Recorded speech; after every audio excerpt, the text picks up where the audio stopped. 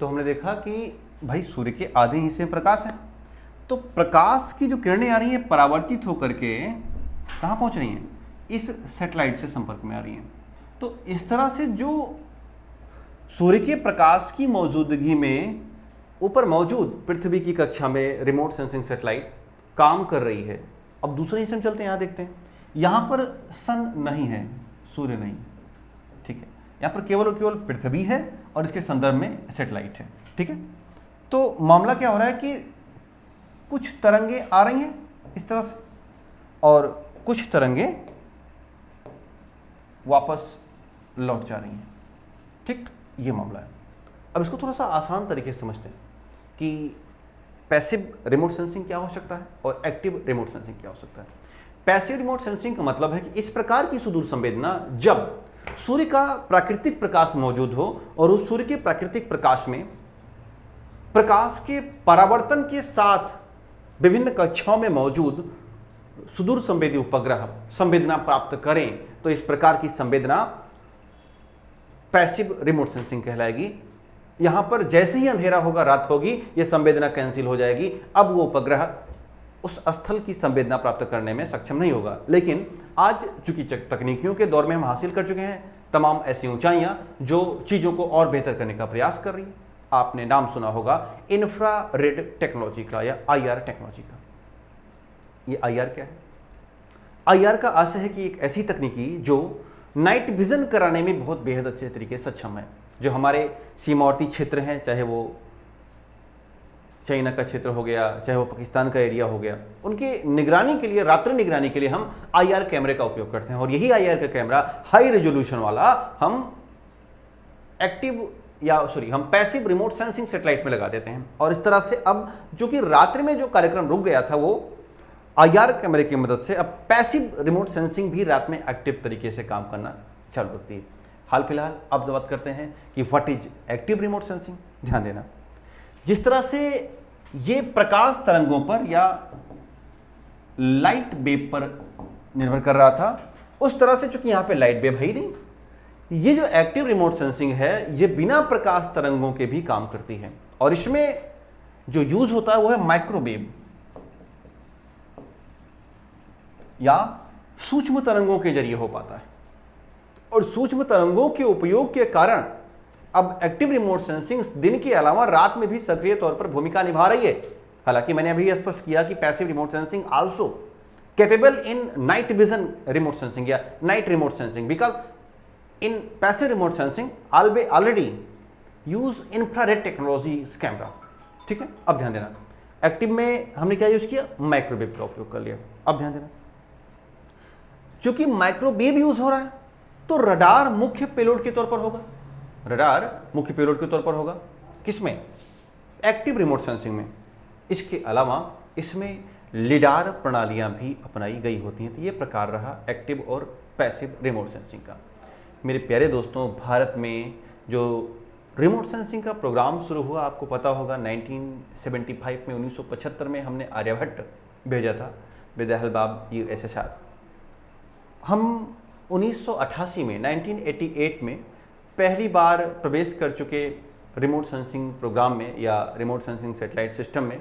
अपना जो भारत देश है वो हम इससे पहले भी स्पष्ट किए कि बड़ी ही जोग्राफिकल डाइवर्सिटी से भरा पड़ा है। हमें 1, 2, 3 रिमोट सेंसिंग सैटेलाइट से काम चलने वाला नहीं है, बल्कि इसका एक बड़ा सा सिस्टम होना चाहिए, बड़ा सा जाल होना चाहिए। कहने का मतलब है अधिसंख्य रिमोट सेंसिंग सैटेलाइट अगर यूज करें हम, तब अपने पूरे भारत के विभिन्न भौगोलिक दृश्यों पर विभिन्न ऐसी जो भू पर्यवेक्षण कार्यक्रम हैं उनको हम सक्रिय तौर पर सफल बना सकते हैं।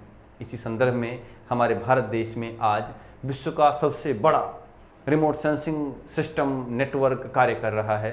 हम लोग समय समय पर भिन्न भिन्न प्रकार के रिमोट सेंसिंग सैटेलाइट उनके कक्षाओं में प्रेषित करते रहते हैं with the help of polar satellite launch vehicle या PSLV। तो कुछ भारत की प्रमुख या नामी गिरामी रिमोट सेंसिंग सैटेलाइट हैं जो कि एक्टिव तरीके से काम कर रही हैं। उनके विभिन्न वर्जन काम कर रहे हैं जिनको हम लोग समझते हैं, उनके बारे में जानते हैं। ठीक है, देखते हैं। तो पहला जो भारतीय सुदूर संवेदी उपग्रह उसका नाम है कार्टोसैट। कार्टोसैट के नाम आते ही बड़ा प्यारा सा दिमाग में कॉन्सेप्ट आता है, कार्टोग्राफी। कार्टोग्राफी का मतलब होता है मानचित्रकरण, यानी कि भारत के विभिन्न भूगर्भिक दशाओं या भारत के विभिन्न स्थलाकृतियों का मानचित्रीकरण करना ही कार्टोग्राफी कहलाता है। अमूमन ये उपग्रह यानी कि कार्टोसैट उपग्रह भारत के विभिन्न स्थलीय क्षेत्रों का एक मानचित्र तैयार करते हैं और जो इस आधार पर हम अपने गांव, अपने ज़िले, अपने कस्बों तक के मानचित्र तैयार करने में सक्षम हो जाते हैं। इसके अलावा विभिन्न प्रकार के जो भू पर्यवेक्षण के कार्य हैं, या मैं आपको बताऊं कि जैसे भारत की विभिन्न अवसंरचनाओं के काम, सड़कों का जाल बिछाना हुआ, रेलवे लाइनें बिछानी हुई, पुलों का निर्माण करना हुआ, नालियों का निर्माण करना हुआ, नहर या छोटी नहरियों का निर्माण करना हुआ, ऐसे तमाम कार्यक्रम इन कार्टोसैट सैटेलाइट के जरिए बड़े आसानी तरीके से, बड़ी कुशल या सहज तरीके से किए जाते रहे हैं। दोस्तों, कार्टोसैट सीरीज़ के तमाम उपग्रह भारत ने लॉन्च किए हैं। जैसे मैं आपको नाम बताऊं तो Cartosat 1, Cartosat 2, Cartosat 2A, Cartosat 2B, Cartosat 2C, Cartosat 2D, Cartosat 2E, Cartosat 2F जैसे बेहद सक्रिय तौर पर चलने वाले ये रिमोट सेंसिंग सैटेलाइट हैं। इसी संदर्भ में अपने पास एक बहुत ही नवीनतम उपग्रह प्रक्षेपित किया गया 27 नवंबर 2019 को। उसका नाम था कार्टोसैट 3।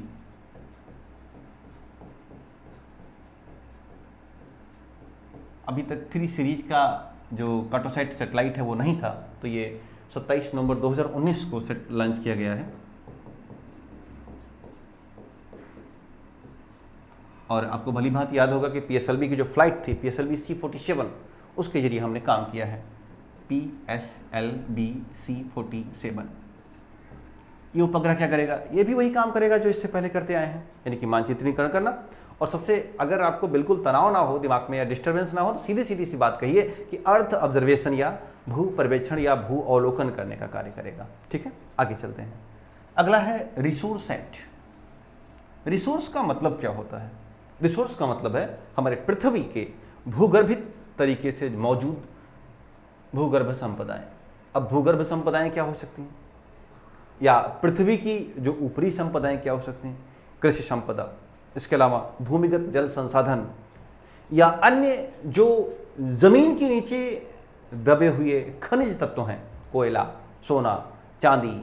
अगर आप बात करोगे तो भाई सीधी सी बात है, भारत के विभिन्न क्षेत्र हैं जहां पर विभिन्न प्रकार के खनिज, जैसे लोहे की बात करें छत्तीसगढ़ आते हैं, उड़ीसा, झारखंड कोयला के लिए, जस्ता, तांबा राजस्थान के लिए। तो ऐसे तमाम क्षेत्र हैं, सोना कर्नाटक के लिए। ऐसे तमाम जो क्षेत्र हैं उनकी तरफ या उन पर रिसर्च करने का या उनकी स्थितियों का पता लगाने का जो काम कर रहा है वो रिसोर्सैट कर रहा है। ठीक है, अपने पास रिसोर्सैट 2, रिसोर्सैट 2A नई सीरीज के, यानी कि 2 और 2A तरीके के उपग्रह है। ठीक है, अगला है ओशनसैट। ओशनसैट से नाम ही क्लियर है, ओशन मतलब समुद्र, समुद्र से जुड़ी हुई वो तमाम गतिविधियाँ, कहने का मतलब है समुद्रों में, खास करके समुद्रों का मानचित्रण करना, उनका सर्वेक्षण करना, समुद्र के तापमान के बारे में जानकारी हासिल करना, समुद्र की गहराई क्या है, या समुद्र में खास करके उनका पारिस्थितिकी ढांचा तैयार करना, ये पता करना कि समुद्र का जो इकोलॉजिकल सिस्टम है वो किसी भी तरह से डिस्टर्ब तो नहीं हो रहा है, या समुद्र का जो ऐसी कोई समस्या है, या समुद्र में जो परितंत्र है, समुद्र का जो पारिस्थितिकी तंत्र है, उनके बारे में संपूर्ण लेखा जोखा रखना ओशनसैट का काम है। ओशनसैट 2A, ओशनसैट 2 नामक एक उपग्रह काम कर रहा है, जो कि सीरीज का। अगला है रडार इमेजिंग सैटेलाइट या रिसैट।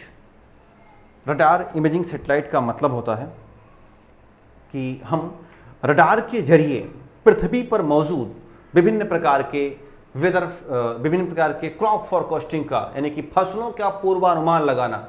इसके अलावा मैं आपको बताऊं तो इन रिसैट का उपयोग सीमावर्ती क्षेत्रों, या यूं कहें कि जो हमारा बॉर्डर है भारत और पाकिस्तान का, जो रेड क्लिफ लाइन की बात मैं करूं या मैकमोहन लाइन की मैं बात करूं, तो ये पूरा जो एरिया है इस पर संपूर्ण निगरानी रखने का काम रिसैट पर होता है।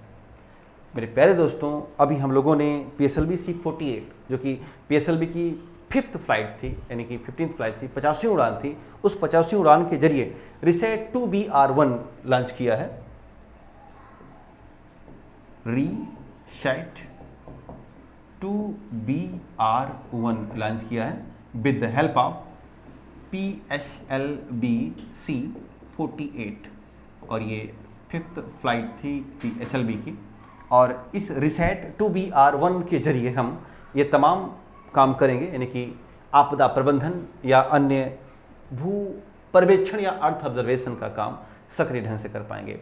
हमारे 2020 में अगर मैं बात करूं कि कोई ऐसा उपग्रह प्रक्षेपण हुआ है जो कि जुड़ा हो इस रिमोट सेंसिंग से, तो अभी तक नहीं हुआ। हमने केवल 2020 में, चूंकि कोरोना पीरियड है और अभी इतना सक्रियता नहीं हो पा रही चीज़ें, फिर भी हमने जनवरी 2020 में एक सैटेलाइट लॉन्च किया, बट वो कम्युनिकेशन सैटेलाइट है। ये किसी भी तरह से हम 2020 में जब हम आपको काम कर रहे हैं, इस साल में काम कर रहे हैं, जो भी सैटेलाइट लॉन्च की गई है अभी हाल फिलहाल में, वो 2019 है, 2019 है। इसके अलावा रिसेट 2 भी लॉन्च किया गया था मई 2019 में, ठीक है, PSLV-C47 के जरिए। तो ये भी आपके लिए महत्वपूर्ण हो सकता है।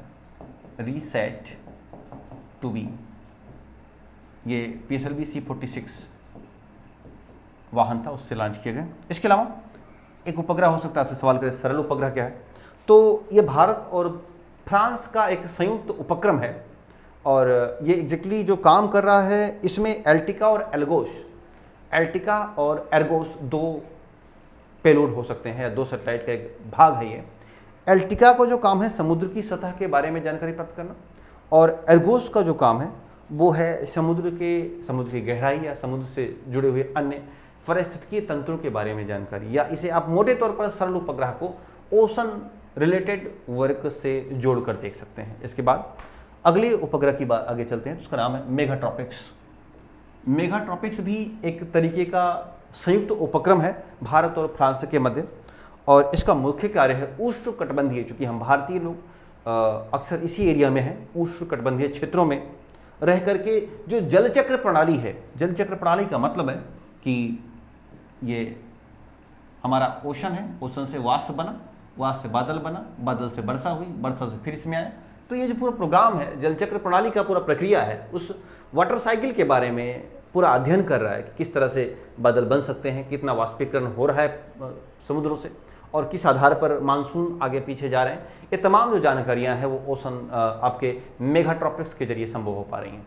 इसके बाद अगला जो नाम है वो स्कैटसैट-1। अब स्कैटसैट क्या हो सकता है? मौसम के, देखो है क्या कि अपन लोग जो हैं वो वेदर सैटेलाइट कम लॉन्च कर पाए हैं। वेदर से रिलेटेड जो भी काम है वो अमूमन अपने जो ये सैटेलाइट हैं, यानी कि रिमोट सेंसिंग सैटेलाइट है, वो काम कर ही ले जाते हैं।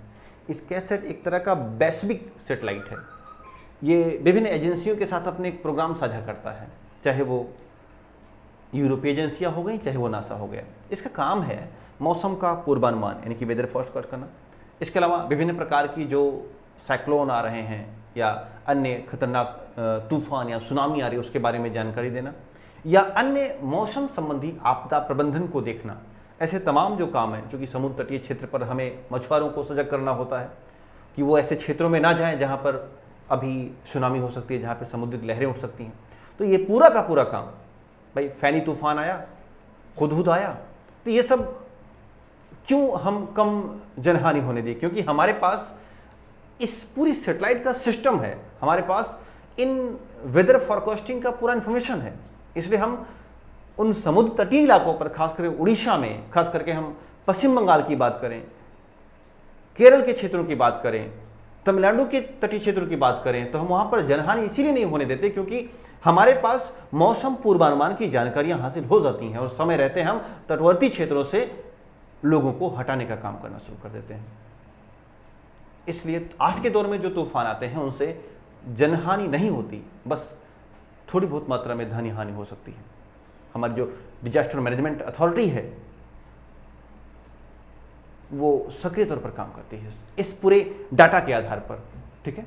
इसके अलावा एक और उपग्रह हमने बड़ा ही महत्वपूर्ण लॉन्च किया है हाइपर स्पेक्ट्रल इमेज प्राप्त करने के लिए, उसका नाम है HySIS, hyper spectral imaging satellite. Bharat का यह अब तक का सबसे बड़ा बिग साइज का रिमोट सेंसिंग सैटेलाइट है, जिसे अपन लोगों ने PSLV-C43 की उड़ान के जरिए भेजा था। और इसका जो मेन काम है वो है पृथ्वी का चुंबकीय स्पेक्ट्रम इमेज तैयार करना, जिसके जरिए हम वास्तविक तरीके से भिन्न भिन्न क्षेत्रों के मौसम भिन्न भिन्न क्षेत्रों में तापमान, भिन्न पृथ्वी यानी भारत के भिन्न भिन्न क्षेत्रों की भौगोलिक दशाओं के बारे में जानकारी हासिल कर लें। तो ये रिलेटेड रहा पूरा का पूरा भारत के उन हम कार्यक्रमों की बात कर रहे थे, उन तमाम रिमोट सेंसिंग सैटेलाइट की इन्फॉर्मेशन की बात कर रहे थे जो हमारे आपके एग्जामिनेशन हाल के लिए महत्वपूर्ण हो सकती है, हमारे आपके इस पूरे प्रोग्राम के लिए महत्वपूर्ण हो सकती है। तो इस तरह से हम लोगों ने देखा। अगर चलते चलाते हम आपको बताएं कि किस तरह से उपयोगी हासिल या उपयोगी सिद्ध हो सकता है ये रिमोट सेंसिंग सैटेलाइट, तो मैं आपको लाइन दर लाइन या टॉपिक दर टॉपिक बताते चल रहा हूँ। जैसे पहला अगर बताऊँ तो नगर नियोजन प्रणाली में बड़ा ही महत्वपूर्ण भूमिका निभाता है। हमने स्पष्ट किया रेलवे लाइनें, सड़कों, नालियों या अन्य तरह के कृषि जोत के बारे में जानकारी हासिल करना है तो हम रिमोट सेंसिंग सैटेलाइट के आधार पर काम करते हैं। इसके अलावा कृषि सिंचाई, आपदा प्रबंधन, पर्यावरण की सुरक्षा, समुद्र से जुड़े परितंत्र या समुद्र से जुड़े पर्यावरण की सुरक्षा, जल प्रबंधन, भूमिगत जल संसाधन या वाटर हार्वेस्टिंग का काम करना हो। इसके अलावा मत्स्य उत्पादन का पूर्वानुमान लगाना। और मैं आपको बताऊं तो बायोडायवर्सिटी या हर 2 साल पर वन सर्वेक्षण की रिपोर्ट आती है, जैसे वन सर्वेक्षण 2015, वन सर्वेक्षण 2017 या नई जो रिपोर्ट आने वाली है वन सर्वेक्षण 2019, ये कहाँ से आती है? आती है इन्हीं सैटेलाइट के अध्ययन के जरिए, यानी कि रिमोट सेंसिंग सैटेलाइट के जरिए ऐसा संभव हो पाता है।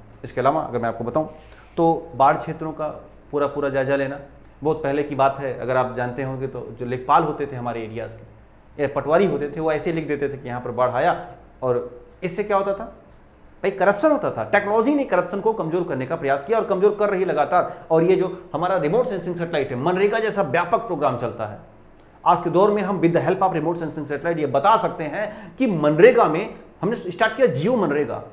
तो जियो मनरेगा क्यों स्टार्ट हुआ? क्योंकि इस आधार पर हमें बता सकते हैं कितने लोगों ने काम किया है।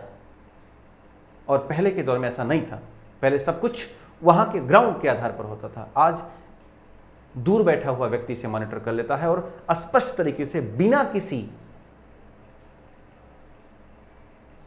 घपले के, बिना किसी भ्रष्टाचार के हम ऐसी बड़ी बड़ी योजनाओं को संचालित करने का प्रयास कर पा रहे हैं। तो इसका उद्देश्य है अपने पास मौजूद एक बड़े स्तर का रिमोट सेंसिंग सैटेलाइट सिस्टम, जिसके जरिए हम इसे अग्रसारित या तेजी से आगे बढ़ा रहे हैं। तो ये तमाम इसके फायदे हो सकते हैं। अब आगे चलते हैं और बात करते हैं अगले उपग्रह की। इसका नाम है नेविगेशन सैटेलाइट सिस्टम या नौवहन उपग्रह प्रणाली। देखा जाए कि आखिर ये नेविगेशन सैटेलाइट सिस्टम या नौवहन उपग्रह प्रणाली क्या होती है। इससे जुड़े हुए सवाल आ सकते हैं, पीटी में भी सवाल बने हैं और मुख्य परीक्षा में भी इसके सवाल खूब आए हैं। तो होता मामला क्या है, नेविगेशन क्या है, नौवहन प्रक्रिया क्या होती है, इसको समझा जाए। प्यारे दोस्तों, अगर मैं कहूँ एक छोटा सा एग्जाम्पल आपको समझाऊँ कि अगर आपको किसी व्यक्ति से मिलना है और उस व्यक्ति को आप फ़ोन करते हैं और फ़ोन ये करते हैं कि आप कहाँ हैं, तो उसने कहा कि मैं इस मार्केट में खड़ा हूँ। अब आपके जहाँ जो भी मार्केट है आप उसका उदाहरण ले सकते हैं, और आपने फ़ोन काट दिया और सीधे उस मार्केट पहुँचे। या फिर दोबारा फ़ोन करते हो कि मार्केट में किस जगह पे हो, तो उसने बताया कि मार्केट की फला की दुकान पर है, रमेश की दुकान पर है, या इस मॉल पर खड़े। तो अब फिर फ़ोन काट दिए और मॉल पहुँच गए। मॉल पहुँचते ही देखे तो बहुत सारी दुकानें थी, 10-15। अब दिमाग में फिर आए यार पता नहीं किस दुकान पर होंगे। फिर दोबारा फ़ोन किए तो उन्होंने बताया कि हम एक कपड़े की दुकान है, वहीं पर कपड़ा देख रहे हैं। आप पहुँचे वहाँ पर, तो पहुँचते हैं तो देखते हैं कि उस कपड़े की दुकान पर करीब 10-15 लोग खड़े हैं, और आप जिस व्यक्ति से मिलने जा रहे हो उस व्यक्ति के बारे में आपको पहले से कोई पूर्वानुमान है, पहले से कोई जानकारी नहीं थी। आप फिर फ़ोन करते हो कि भाई साहब आपको मैं पहचान नहीं पा रहा हूँ, इतने 10-12 लोग हैं। तो उसने बताया कि मैं नीले रंग का या लाल रंग का टी शर्ट पहना हूँ और मोबाइल ऐसे ऊपर उठा रहा हूँ। तो आप तुरंत उसे जान जाते हैं। अगर ये काम पहले उसने कर दिया होता एक ही फ़ोन पर कि मैं इस मार्केट में हूँ, इस मॉल में हूँ, इस दुकान में हूँ, इस रंग का कपड़ा पहना हूँ, इस दिशा में मुँह किया हूँ, तो आपको बार बार फ़ोन करने की आवश्यकता ना पड़ती। यही है नेविगेशन। नेविगेशन का मतलब है कि हम किसी भी विषय के, किसी भी वस्तु की वास्तविक स्थिति के बारे में जानकारी हासिल करें कि अगर रमेश साइकिल चला रहा है तो उसका मुख किस दिशा में है, उसका साइकिल का स्पीड किस दिशा में है, कितने बजे चला रहा है, क्या स्थिति है। ये तमाम जानकारियां दूर से ही उपग्रह के जरिए हासिल करने की जो क्षमता है, उसी को हम कहते हैं नौवहन क्षमता या नौवहन प्रक्रिया। ठीक है, फिर से स्पष्ट कर देता हूँ कि किसी वस्तु का वह कितनी गति में है, किस दिशा में है, और उसका उस समय वास्तविक स्थिति क्या है, और जिस समय के हम उस वस्तु के बारे में जानकार कर रहे हैं उस समय कितने बजे हैं, इन तमाम जानकारियों से लैस जो तकनीकी है, उसी तकनीकी को हम नौवहन तकनीकी कहते हैं। और इसके लिए जिस उपग्रह का उपयोग किया जाता है उसको हम नौवहन उपग्रह कहते हैं या नेविगेशन सैटेलाइट कहते हैं। भारत देश नौवहन उपग्रहों की सीरीज़ में बहुत ही ज़्यादा सक्षम राष्ट्र है और हम भारतीय उन राष्ट्रों की सीरीज में मौजूद हैं या शामिल हैं जिनके पास अपने खुद के नौवहन उपग्रह प्रणाली हैं। हाल फिलहाल हम जीपीएस का उपयोग करते हैं, ग्लोबल पोजिशनिंग सिस्टम का उपयोग करते हैं, जो कि अमेरिकन पद्धति पर आधारित है। हमारे मोबाइल फ़ोन में, हमारे लैपटॉप में, हमारे विभिन्न प्रकार के जो दिशा ज्ञात करने वाले तंत्र हैं, यंत्र हैं, उन सब में आज के दौर में जीपीएस का ही उपयोग होता है। हमें कहीं जाना है, किसी स्थल का पता लगाना है, तो अब वो दौर नहीं रहा कि हम किसी पान की दुकान पे पूछें कि भाई साहब मुझे आगे जाना है। आप मोबाइल में जगह बताते हो, क्लिक करते हो, आपको वो एक एक रूट क्लियर करता हुआ चला जाता है। क्यों? क्योंकि हम नौवहन उपग्रहों का उपयोग करते हैं। प्यारे दोस्तों, नौवहन उपग्रह भी एक विशेष प्रकार की यांत्रिक प्रणाली ही है जिसको हम विभिन्न प्रकार के प्रमोचन यानों का उपयोग करके पृथ्वी की मिडिल अर्थ ऑर्बिट में 20,000 किलोमीटर, 2,000 से 20,000 किलोमीटर के ऊपर या विशेष परिस्थितियों में 20,000 से 35,000 किलोमीटर के आसपास विभिन्न कक्षाओं में या मिडिल अर्थ ऑर्बिट की कक्षाओं में स्थापित करते हैं और वहीं से वह उपग्रह पृथ्वी का ऑब्जर्वेशन करता है, पृथ्वी के विभिन्न क्षेत्रों के बारे में, पृथ्वी पर मौजूद विभिन्न वस्तुओं की दशा, दिशा और समय के बारे में पूरी स्पष्ट जानकारी देने का प्रयास या कार्य करता है।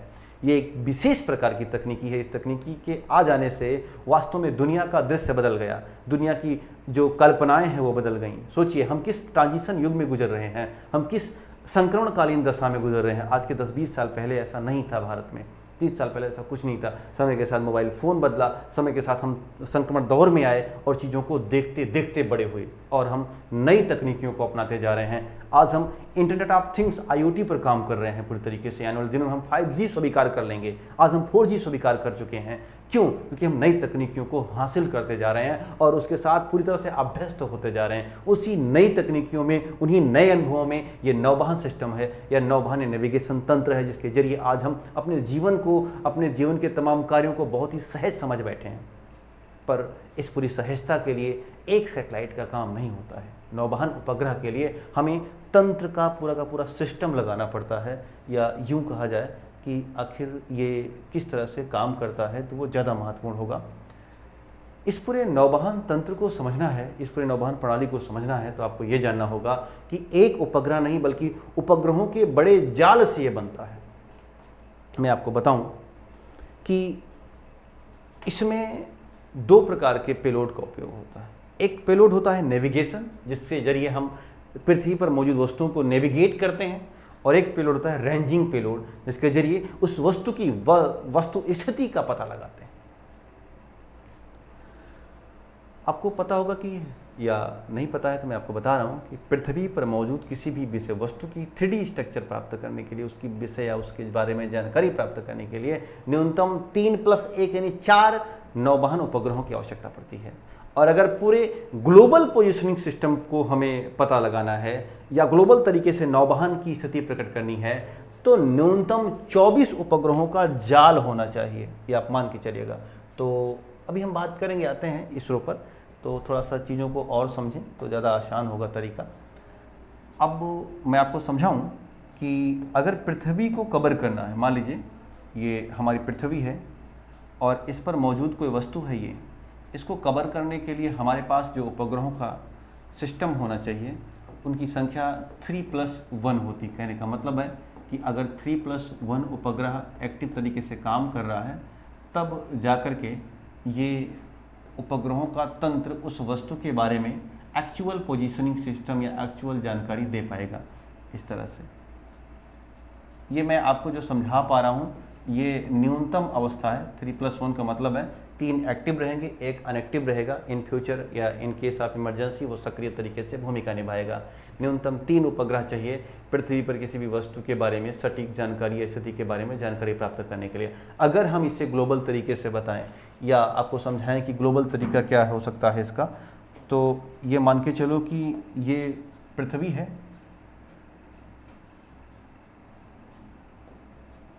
हम लोग थोड़ा सा इसको और आसान करने का प्रयास करते हैं।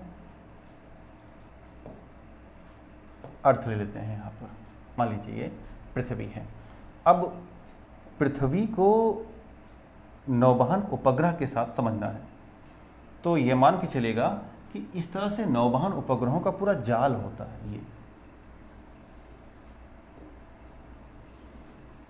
और न्यूनतम ग्लोबल तरीके से अगर हमें नौवहन उपग्रह समझना है तो लगभग 24 नौवहन उपग्रह, 1 2 3 4 5 6 7 8 9 10 11 12 13 14 अप टू बहुत सारे ऐसे सिस्टम होते हैं। अब आप मान के चलिए कितने, 24 नौवहन उपग्रह।